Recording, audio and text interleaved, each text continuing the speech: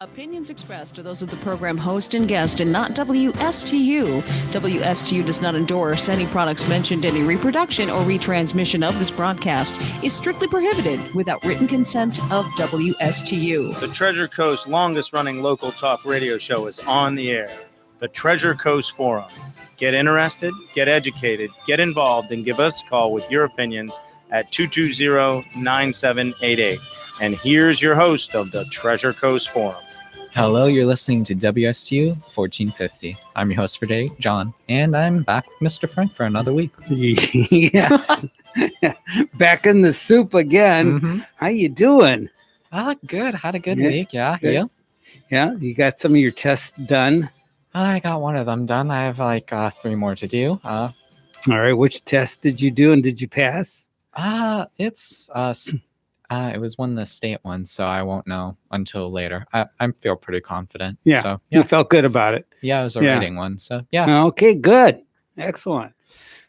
We got a bunch of things to talk about. We should start with, you and I, have a similar passion, right? We both love anything to do with space, right? And I have a historical context, that I can add to things. We were talking about before the show started. Right. But we want to talk about the Mars helicopter, and then we'll talk about some other things. So the Mars helicopter finally made its flight. They repaired the software issue. It turns out that the onboard computer aboard Ingenuity, when they did the first spin up, shut down prematurely because it was a software glitch, and they patched it. They figured out what to do, ran some test programs, and then we will play the first flight. And I understand today they had the second flight already. Too. Celebration this morning at JPL Mission Control. Stunning images just coming in as NASA yet again pulls off the unbelievable, flying a 4-pound autonomous chopper, a drone really, on another planet. The rover Perseverance captured the entire flight, all 40 seconds of it, as it lifted off around 3:30 a.m. Eastern Time, climbing to an altitude of about 10 feet before settling back down again on the Martian surface. If all goes as planned, it's just the first of Sounds like a lawnmower. Yeah, it does. Want to push our vehicle to the limit. It's not every day that you get to test a rotorcraft and do an experiment on Mars. So after the third flight, just warning, we are going to be very adventurous. NASA calls it a Wright brothers moment on Mars, and it's carrying a tiny piece of fabric from the original Wright brothers plane. After a 292 million mile journey, this tiny chopper had to delicately detach itself from the belly of the rover to stand on all 4 legs, then survive freezing nights up to negative 130 degrees Fahrenheit, heating itself with solar panels and internal heaters. And Ingenuity's onboard computer packs the power of a cell phone, but 150 times stronger than anything launched to another planet. Since it takes 12 minutes to communicate with Earth, Ingenuity must fly itself, making 500 calculations every second. The biggest challenge, the Martian atmosphere is only 1% the density of Earth's. So engineers designed 4 rotors that spin 5 times faster than a helicopter on Earth. The ultimate goal, use aircraft like Ingenuity to explore canyons, ice caps, and remote terrain before humans ever land on Mars. Engineer Mimi Ong heads up the Ingenuity team. This must have been how the Wright brothers, must have felt. And I feel so humble to compare our team to the Wright brothers, but they really are, our role model. This morning, one small drone flight, but a giant leap for aviation on another planet. Apologies to Neil Armstrong there. But listen, we're going to learn a lot more about this flight when NASA holds a news conference later today. And over the coming hours and days, we'll get more and more of the images and the video. And it really is just a spectacular accomplishment. So there you go. I thought that was just too cool. Yeah. Because we got audio and good background information too, I thought. So, and then you had something else we want to talk about the fact that Perseverance produced oxygen Mm-hmm. for the first time on Mars. It produced like 5.4 grams of oxygen. So it's interesting because I was like, we're going to have to be able to produce oxygen and such once we get there. So I'm like, so it proved it can be done. Yeah. So yes, that process works. And then the next big thing for the SpaceX people will be to be able to show that they can produce rocket fuel using the Martian environment. Oh yeah, you're right about that. Yeah. It'll be interesting seeing how they pull that off. See, the way my brain works is I want you to send the equipment over there, make sure that rocket is fully fueled before I come and get it. I want to make sure it's working. Yeah. So, right, I could just see, well, you made it. Okay. But, by the way, I hope you brought some repair equipment with you because it's not working. Oh, gosh, yeah. Right. That'd be horrible. Ooh. So, yeah, I'd want to have that. I'd want to have that well in hand before I would venture into space. I don't know. Right. I just want to see how they can pull it off, though. I mean, the technology is there. It is there, but just the idea of it is kind of spectacular. Right. Well, and then you need a lot of energy. So they're going to need solar panels. They need to use electricity to take in the atmosphere that's in Mars now, and then break it down, and then turn that into rocket fuel. And I think the rocket fuel is going to be what is it going to be? Kerosene? Yeah, you're right. Yeah, I don't know. It's going to be interesting because right now we have a drone. Next we have Perseverance producing oxygen, and then we're going to have basically rockets that can fuel themselves. I know, it's just interesting because next step after that would just be making it like a habitat for humans. Right. Yeah, and I understand Bigelow was developing some habitats to go into space station. They were inflatable, but NASA didn't sign on to them. But I think that the technology that they've worked out that Bigelow developed would make for good habitats either on Moon or Mars. So I think they're not out of the woods yet for an opportunity to utilize the technology that they've already pioneered for and so they're expandable habitats. Yeah. So you don't have to take a big product with you. You can take something that's expandable. I'm sorry, I'm thinking of bouncy houses on the moon. Bouncy houses. Well, the whole moon is a bouncy house, right? Yeah, but like 1/6 gravity, right? Speaking of 1/6 gravity on the moon, what a segue. We talked a little bit about Alan Shepard. Yes, we did. But you were talking about Al Mitchell too, who was on that flight. So there was something that he developed too, right? Or one of the other astronauts? I just found like a little blip of a story on CNN. It was the UK space industry is hunting down for so-called moon seeds that went with I forgot what his name was for a sec. Stuart Rose. Rosema, on the Apollo 14th mission. And it was like about 500 random seeds of trees. And then once they were brought back to Earth, they just planted them. Well, nobody knows where most of them are planted because I believe they only discovered 50. So it's interesting because it's like... So these are seeds that they brought to see if radiation would affect them? I think that was probably part of the science, and then they planted them to see if they would grow, right? I believe they just, it was to see how they would react with the space environment, and then they're germinated by the Forest Service. So it was interesting because it's like, I don't know, it's just interesting. All that time later, and now they're here. Yeah. So the Apollo is still, there's still aspects of the Apollo lunar missions that still experiment too. Absolutely. Speaking of experiments, on that very same flight, another astronaut, Alan Shepard, brought with him a 9-iron. And I think I got a clip of that. That was pretty interesting. Let's see now.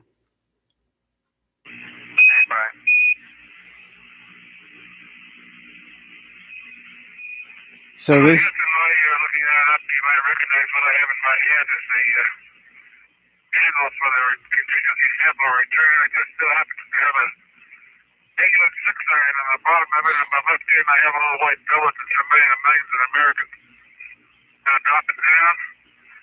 Unfortunately, the scissors so stiff I can't do it with 2 hands, but I'm going to try an old sand trap shot here.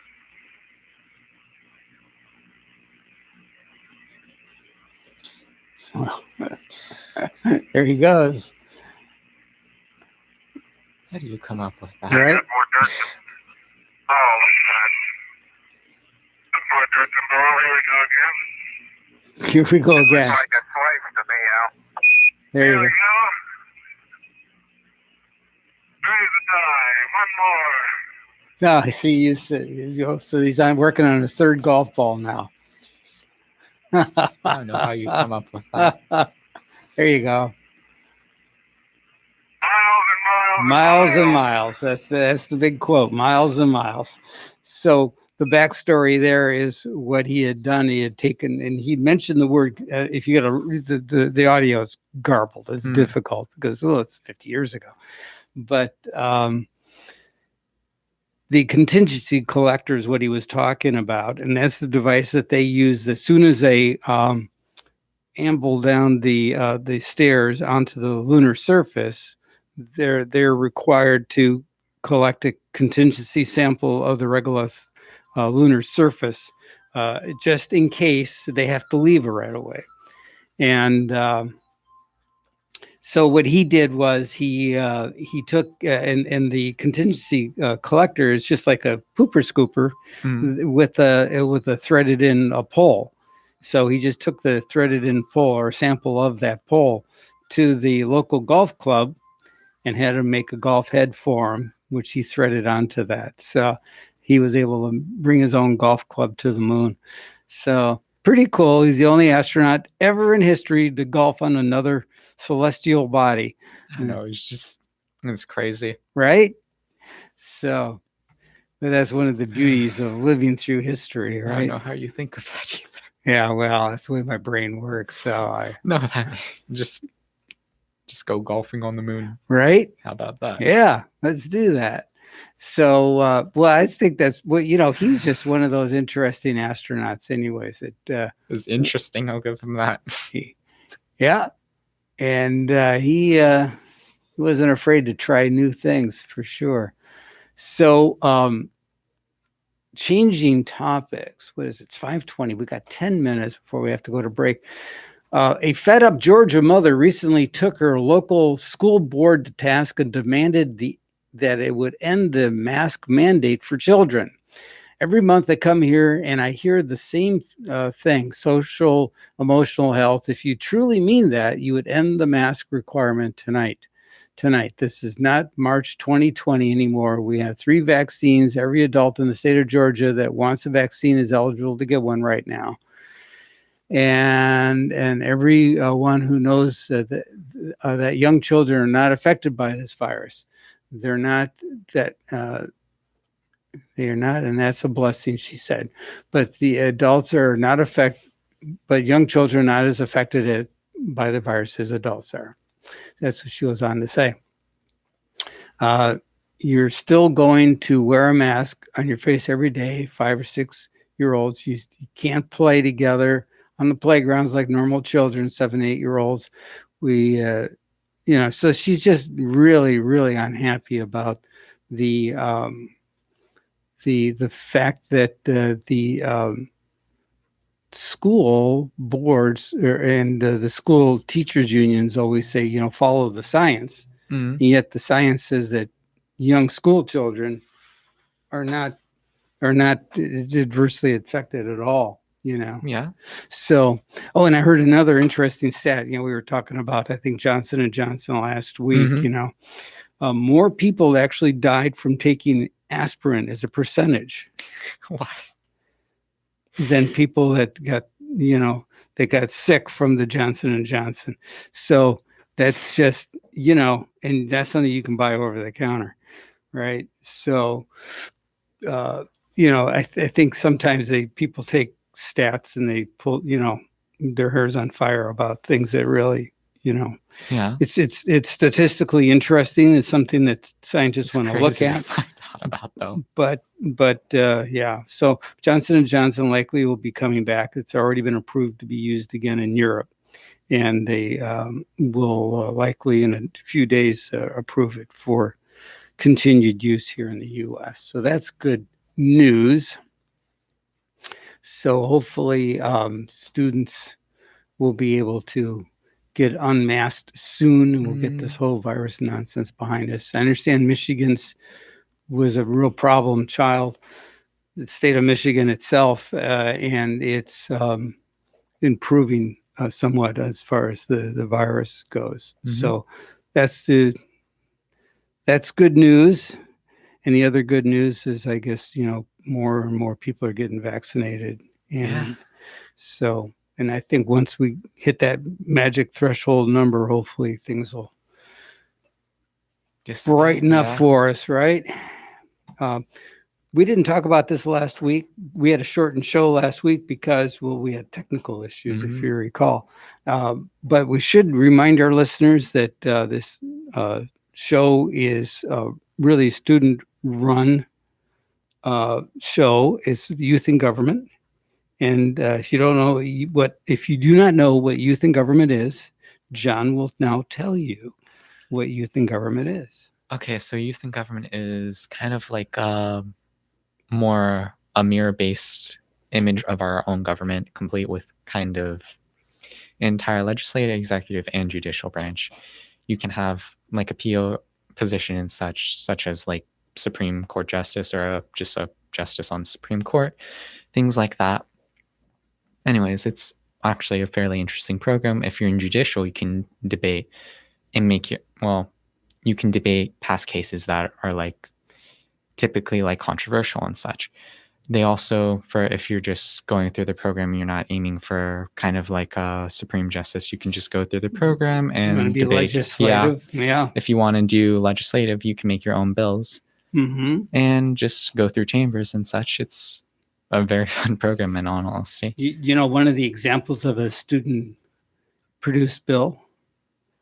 Okay, I don't want to get this. I'll share one while you're looking one up. The stop sign that's on the side of school buses that pops out when school buses come to a stop. That was started out as a youth in government bill measure that got adopted by the state legislature. I don't want to get this wrong, but I'm pretty sure at the end of the what is that, crosswalks, how there's the little dots for blank. I'm pretty sure that was one of the youth in government creations too, at least. And that's to make a non-slip surface for blind people. For blind people, so they can. So when they're using their cane, they can feel this is the end of the sidewalk. Yeah. Oh, so they don't just amble out into an intersection. Yeah, that's probably a good idea. Very. Yeah. And Alexis is in No Play I believe they're coming back next month because the play dates are like the 27th, 29th, and I think next month the 2nd. So, do you know the name of the play that they're in? You're a Good Man, Charlie Brown. You're a Good Man, Charlie Brown. Okay, very good. And tickets are available. All right, and you can contact the ticket office at the South Fork High School for more information. It is online. I'm not part of the drama program, so I don't recall the exact specifics, but it's sold on the internet. I believe if you contact the school, you could probably find out. Right. Yeah. Probably if you Google South Fork High School. You're a Good Man, Charlie Brown, and it'll probably appear. Yeah. There you go. That would be the ticket. I live on Google, right? My wife and I always tell my wife, Google knows everything. Google does. It's maybe a little bit too much. But anyway, so that's that. We've got 4 minutes. Let's see what else we can touch on. Just go ahead. Kind of something that was interesting. The Tokyo Olympics are going to start up July 23rd. Tokyo Olympics. Okay. July 23rd. Yeah. Okay. And then it ends on August 8th. So I was like, Summer Olympics. And do you know what kind of events they're not? Do Do you know what they're going to have? Now, last time we had an Olympic event, it was in South America, and they had golfing was on that. I wonder if they're going to be offering golf, because it was like 100 years since they had done golf, and they said, well, maybe we'll bring it back. Maybe it'll be another 100 years before they bring it back again. I do not see it on there, actually. I see a bunch of other stuff, but oh no, it is on there. Yeah. Golf. Yeah, it is Very on there. Cool. All right. Right next to football. Okay, so they're going to have football. Wow, football. The soccer kind. Oh, football. Oh, yeah, soccer. Okay. Okay. Not American football. Yeah, I looked at the picture. I was like, oh, that football. Yeah, that football. Soccer. Yes. I can kind of go over them if you want really quickly. Sure. Okay, this is going to be a long list. Okay, 3v3 basketball, archery, artistic gymnastics, autistic swimming, athletics, badminton and baseball, softball, basketball, beach volleyball, boxing, canoe slalom. I do not know what that is. Do you know what that is? Slalom? Yeah. Canoe slalom. Maybe it's like, I don't know. I mean, I know with downhill skiing, what's just slalom looking at the is. picture, I think it looks like kind of like obstacle course. Yes. Okay. Next to that is canoe sprinting. Okay. Okay, that's going fast. Yeah. Okay. Cycling, BMX, freestyle, cycling, BMX, racing, cycling, mountain bike, cycling road, cycling track. That's a lot of There's a lot of cycling going on. All right. Diving. Now, if you do the same event twice, would that be recycling? Oh, it's a little cycling humor there. Okay. It's interesting. Okay. Diving. I'm surprised. Next one's equestrian, actually. So horseback. Yeah, riding. I'm surprised they have that. Okay. Fencing. Not American football. Golf. Handball. Handball. Okay. What's handball? Handball is a sport where it's a little bit like table tennis, only you're using your hands.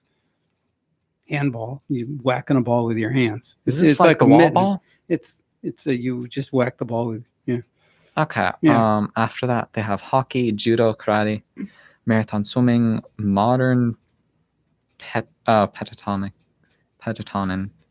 rhythmic gymnastics, rowing, rugby, sailing, shooting, skateboarding, sport climbing, surfing, swimming, table tennis, taekwondo, tennis, trampoline, gymnastics, triathlon, volleyball, water polo, weightlifting, and wrestling. Okay. Yes, I think gymnastics is the big one that everybody really loves. They can, on TV, you can really enjoy that, even though it's impressive, right?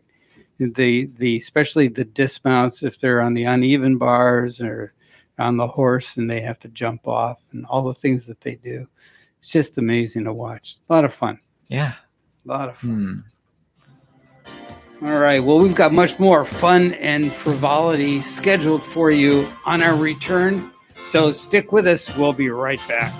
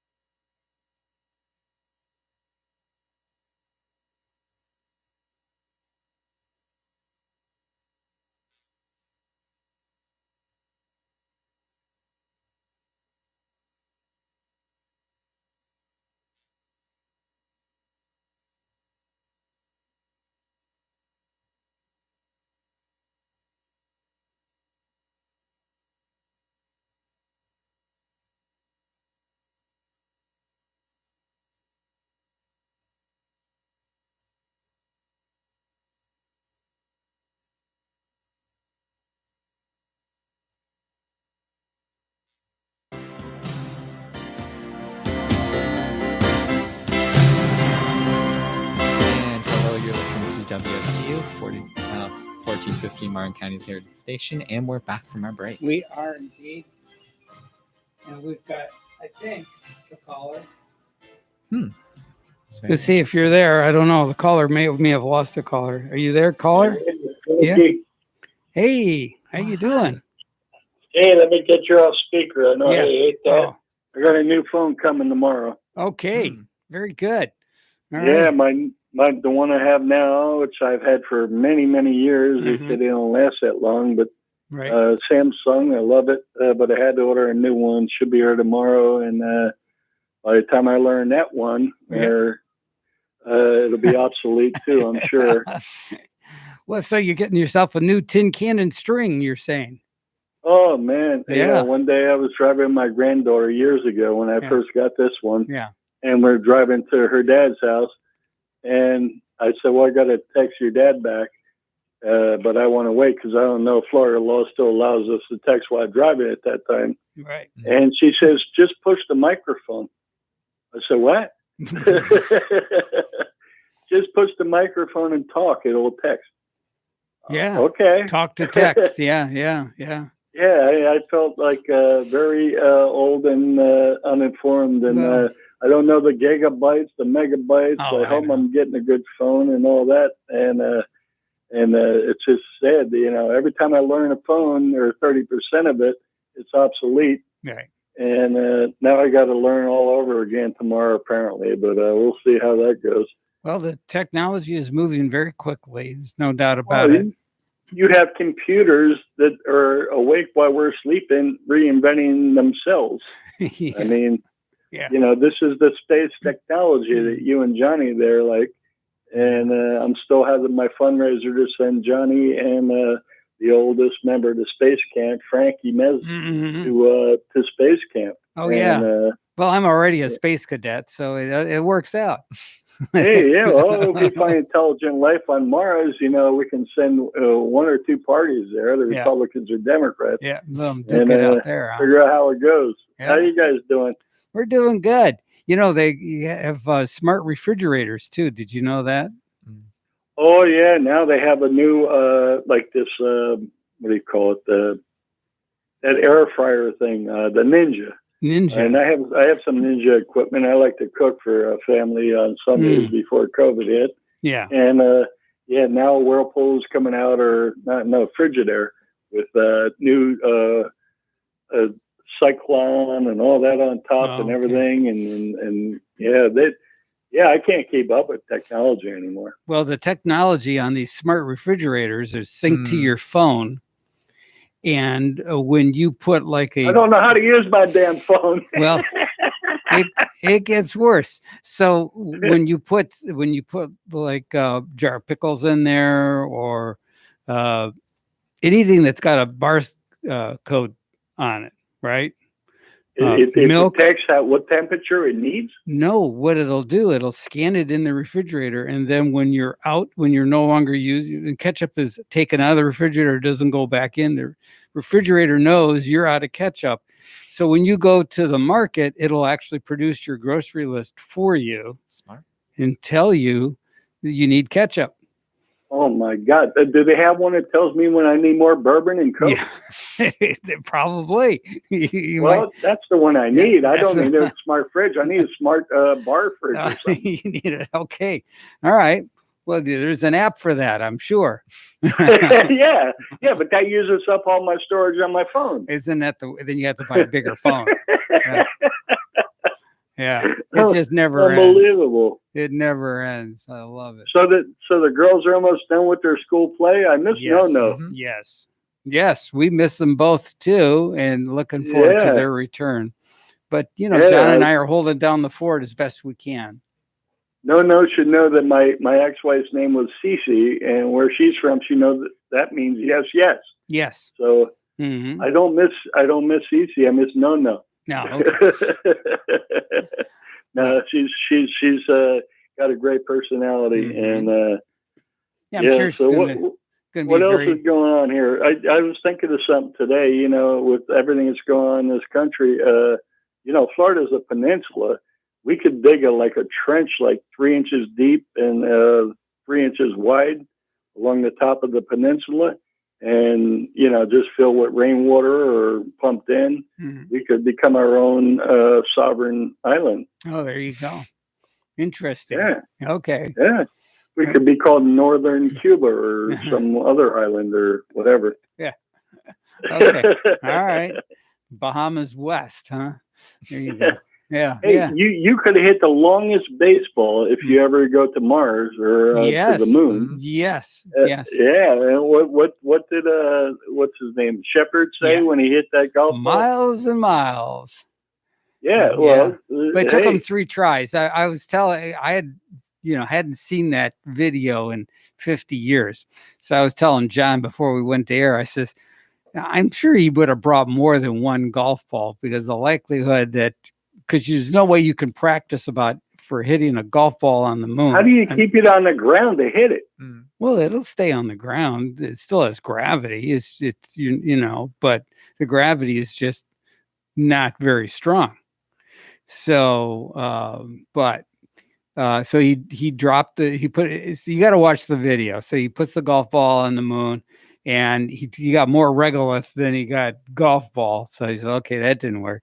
So by the 3rd time, though, he had it worked out. He did a one-handed swing, and that's when he connected. He's miles and miles. But I bet that thing's still sailing around up there with all the other space junk, right? Could be in low lunar orbit. Who knows? But yeah, anyways. But the nice thing is there are so many devices that are still up there from the Apollo era landings that that scientists are still using today.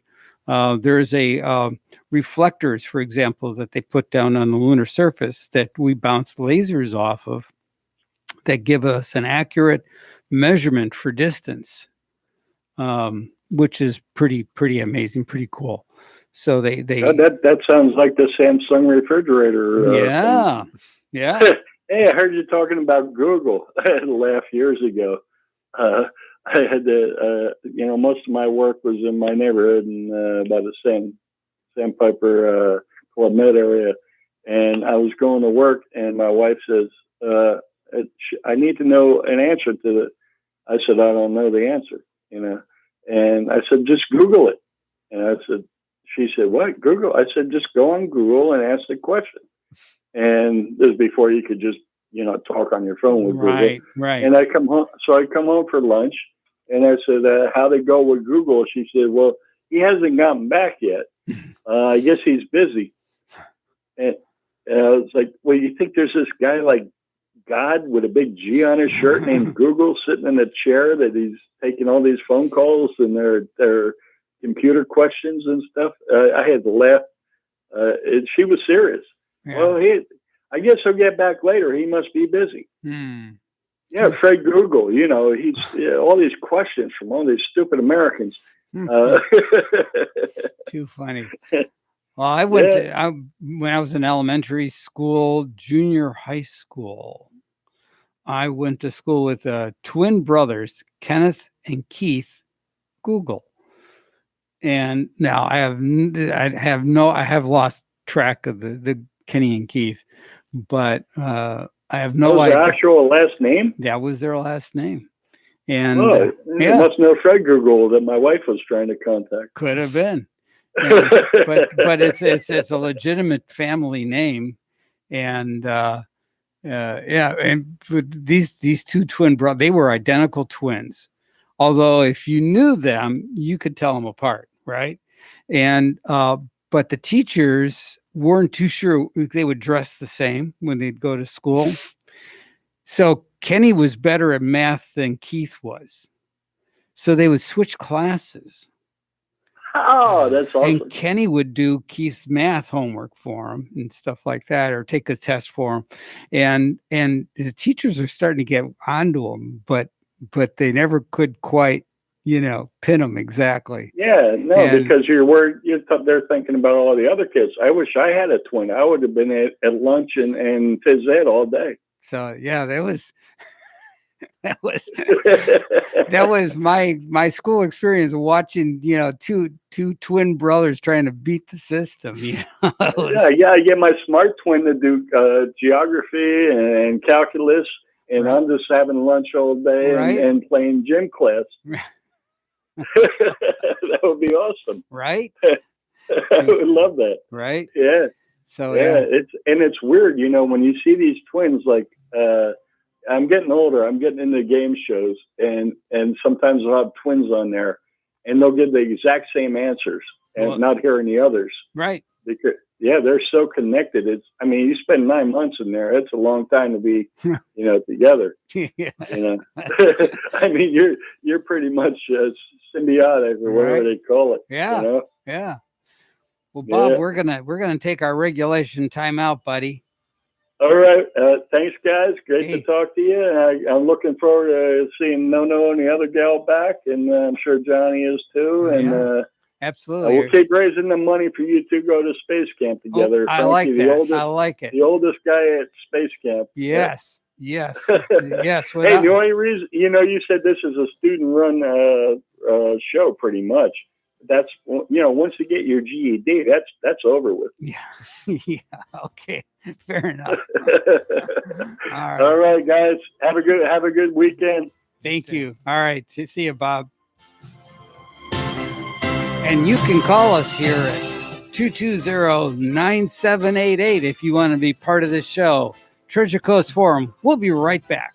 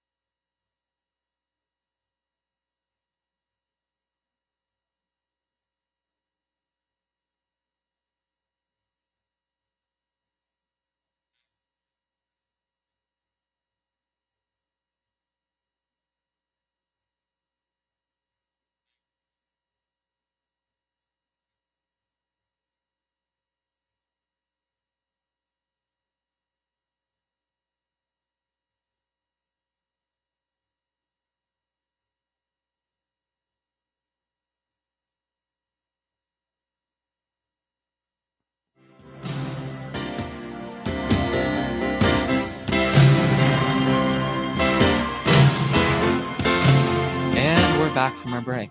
We are indeed. Thank you for sticking with us. You're listening to Treasure Coast Forum right here on WSTU, the flagship station.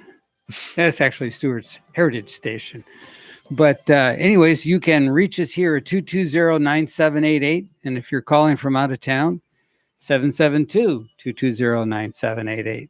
Or if you're calling from the International Space Station, you have to dial, I think, I forget what is the international code, 011 for US.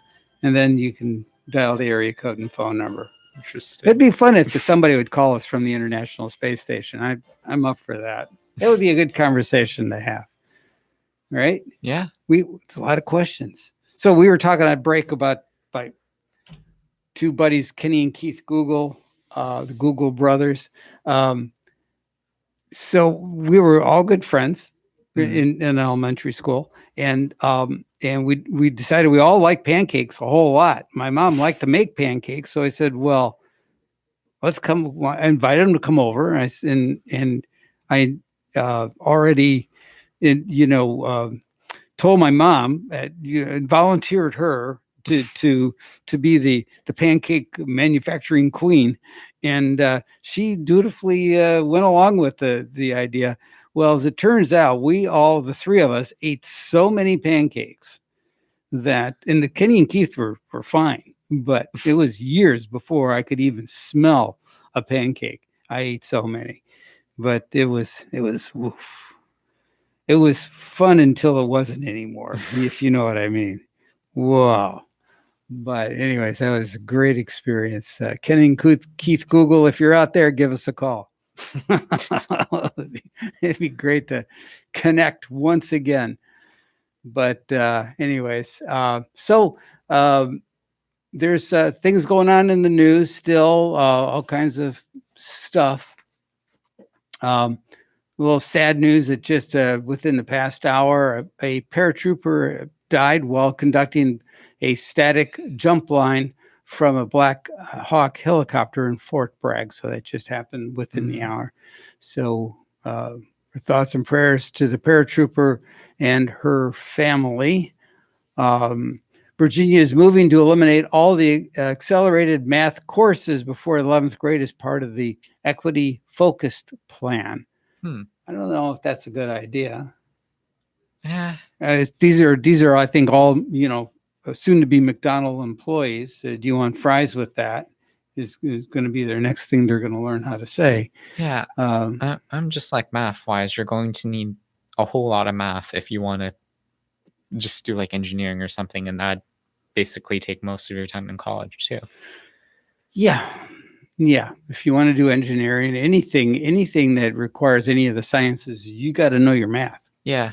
Right. Even physics. Yeah. Mm-hmm. You bet. Physics is almost all math. Yeah. Really. It's all even completely math. Even theoretical physicists, even right? Statistics. I was watching on last night on one of my YouTube channels, the whole warp drive technology that we talked about this. Yeah. Yes. Well, now they think that they've solved some of the problem is you need infinite energy to make the warp bubble work.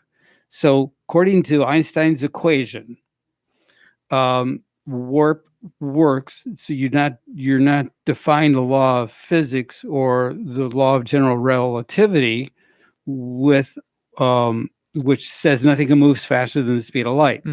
But if you create a warp bubble, you can move that. The problem with the warp bubble is they still haven't figured out how to direct the warp bubble, you can't steer it. So they haven't come up with an equation to figure out that. But then the other thing is, they think they solved the energy issue. They think they can use dark matter, dark energy. Well, that's interesting. So they're thinking that the infinite energy, that's not going to happen. But dark energy, they think, might be the answer. But these are theoretical physicists. That's all they're doing is, Alcubierre, who was the Mexican physicist who came up with the warp drive formula. They're still, working with that, and it's kind of the ground base for all the other studies that they're doing to do faster than light travel. Because if we want to be interstellar, travel to other planets, kind of like ours is. So even, Alpha Centauri is 4 light years, which sounds terrific, but to travel the speed of light in 4 years is, which is delightful, but you'd have to even go faster than the speed of light. Because if you're doing a round trip, even if you could do the speed of light, right? By the time you just made a round trip, you're going to be 8 to 10 years before you see your friends and family, you see your planet again, right? Yeah. And then there's this whole dilation too, that of time. As you move faster, everything else moves slower. So there's the more you get into the math of that, the more it really hurts your head. I think at least it does for me. So is it like kind of like a subdimension almost? Is that what it is? No, it's not a subdimension. It's you mean like a fifth dimension, like another dimension? Okay. Like I assumed it was that, but I was like, if it's not, then you're just going right into a bunch of stuff. Yeah. I don't know. It's interesting. It is interesting. It's scary stuff and fascinating all at the same time. So I was just enjoying the heck out of, the whole notion about the people are actually working on notions about traveling faster than the speed of light. And this conversation that scientists have been having and talking about warping space goes back to the 1930s. This is not Star Trek. It didn't spring out of Star Trek. Star Trek actually sprang from work that was done 30 years earlier. The whole concepts. So Star Trek just popularized it and put it into a format that people could enjoy for its entertainment and other values, and the idea that we could have a good world to live in, a good universe, a good sisterhood of planets, and so that whole idea is gives you some hope for the future. And I think everybody kind of, especially in the middle of the Cold War, that was in the 60s, that was the hope that that we would have a peaceful coexistence. And interesting. Yeah, they did some like stuff that was crazy for the times. Like this sounds weird, but I believe it's true. It's like the first woman wearing jeans was on that show, and that was like a major culture shock during that time period, because it's like people can do that. They also did like other things about like cultural norms. Like I believe it was like one episode, I think it was like when the Vulcans came to Earth, and it was like one of the people there was like, so like, what's your money system or something? It's like, we don't run on that. We value education more. And it's just things like that is kind of shocking for its time almost. Right. And I think the education thing holds true to today, because I mean, like, what do you value more? Yeah. So you value education, right? Yeah, that's good. So what school do you have a school picked out that you want to go to? For college? Yes. Okay. Come on, you gotta be shooting pointed for the stars, yes. I'm going to want to do MIT. MIT, sure. The thing about MIT, like last time I checked, it was like you need to get like complete 100% on the math, and I'm like, I'm going to need 100 tries at that. I don't know. Probably like UF though for my second choice, if I can do that. Right. MIT would be pretty cool. That'd be insane studying. Right. Oh. Now JPL's got a long and storied history too. That'd be, and that would be what through was it Southern Cal? It's UC. What is it? UC Berkeley. Trying to think of what school they're affiliated with. If you know, give us a call, 220-9788. But yeah, I think JPL is actually through one of the California schools. They get, actually, you know what? They get a lot of the NASA budget goes to that particular college because of the technology that comes out of that school, and the knowledge that there's, promulgates throughout the whole space cultural system. So I think that's pretty amazing. I cannot find it at the moment. But... All right, but it was probably there. It's there somewhere. It's Google knows all. Yes. Yeah, I just got a tip of my tongue, but not quite there. Anyway, so what else we got going on? The stocks tumble over Joe Biden's capital gains tax hike plan. I think that was the stock market's way of saying we don't think very much of it. So turns out in politics, Michigan Governor Whitmer lied about spring break travel on her podcast. And then of course on the health channel here within on the Fox website, Fox News, doctor tells Fox News that she predicts the masks will end. Well, that would be good for you because you want to take some time off this summer, right? What, masks? Yeah, well, yeah. I mean, the whole virus mask thing ending. Well, you can get rid of masks, but you can't get rid of the disease. Kind of right now. Well, I don't know. Yeah, maybe you can. Yeah. I don't think getting rid of the mask will solve it, but yeah, when that happens, they'll probably be done. Yeah. Greta Thunberg tells the House panel fossil fuel subsidies are a disgrace. So, well, I have a little story I guess we can go into. Okay. We got 2 minutes. Oh, God. Okay. So that's why we're hurrying up. Okay. So on Tuesday in New York, 3 men were arrested because of like a major conspiracy that was a 300, like overall, it was a 30 million bank robbery scheme. So $30 million. Okay. Bank robbery scheme. Okay. And they were arrested in New York. Yeah. Okay.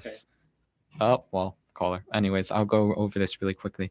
So basically what happened was it was mainly in Eastern Europe, but they found out. Okay. You're on the lines. Go ahead.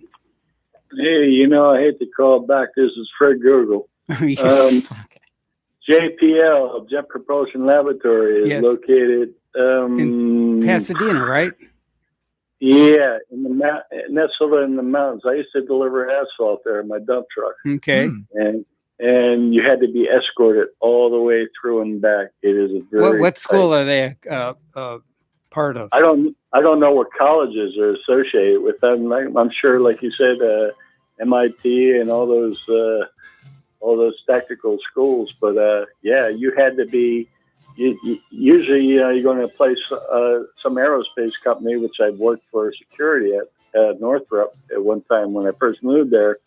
No, you had to be escorted to the destination that dropped your asphalt, like you're going to steal some kind of rocket technology as a dump truck driver. Right. 10 seconds. Yeah. Okay. All right, guys, have a good one. Thank you. Fred Google signing off.